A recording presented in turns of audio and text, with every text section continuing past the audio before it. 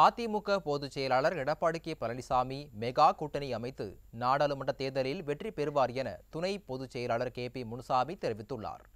சேலத்தில் செய்தியாளர்களை சந்தித்த அவர் நீதிமன்ற தீர்ப்புக்கு பிறகும் கூட பன்னீர் உளறிக்கொண்டிருப்பதாக சாடினார்.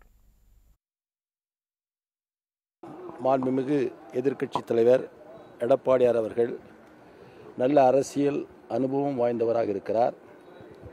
நிச்சயமாக ஏற்கனவே அவர் கூறியது போல மெகா கூட்டணியை அமைத்து தேர்தல் களத்தில் நிற்பார், நின்று வெல்வார்.